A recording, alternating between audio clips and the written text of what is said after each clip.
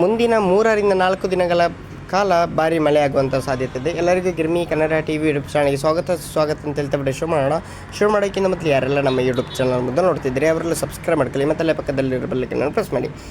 ಬಂಗಾಳ ಉಪಸಾಗರದಲ್ಲಿ ಉಂಟಾಗಿರುವ ವಾಯುಭಾರ ಕುಸಿತ ಹಿನ್ನೆಲೆಯಲ್ಲಿ ಮುಂದಿನ 3-4 ದಿನಗಳ ಕಾಲ ಕರ್ನಾಟಕದಾದ್ಯಂತ ಗುಡುಗು ಸಹಿತ ಮಳೆಯಾಗುವಂಥ ಸಾಧ್ಯತೆ ಇದೆ ಎಂದು ಹವಾಮಾನ ಇಲಾಖೆ ತಿಳಿಸಿದೆ.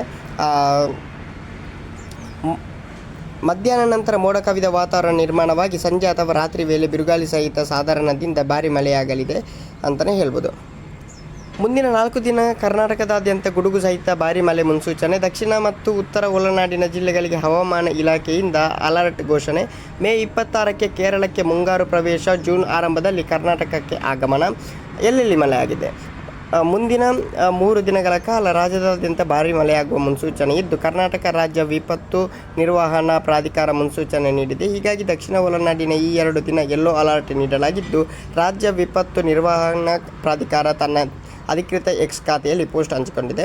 ದಕ್ಷಿಣ ಒಳನಾಡಿನ ಬೆಂಗಳೂರು ನಗರ, ಬೆಂಗಳೂರು ಗ್ರಾಮಾಂತರ, ಕೊಡಗು, ಚಿಕ್ಕಮಗಳೂರು, ಹಾಸನ, ಶಿವಮೊಗ್ಗ, ಮೈಸೂರು, ಚಾಮರಾಜನಗರ, ತುಮಕೂರು, ಮಂಡ್ಯ, ರಾಮನಗರ, ಕೋಲಾರ ಮತ್ತು ಚಿಕ್ಕಬಳ್ಳಾಪುರದಲ್ಲಿ ಮೇ 18ರವರೆಗೆ ಭಾರಿ ಮಳೆಯಾಗುವ ಸಾಧ್ಯತೆ ಇದೆ. ಓಕೆ ಗೈಸ್, ಮುಂದೆ ಸಿಗೋಣ. ನಿಮ್ಮ ಕಡೆ ಮಳೆ ಆಯಿತು ಅಂತ ಕಮೆಂಟ್ ಮೂಲಕ ತಿಳಿಸಿ.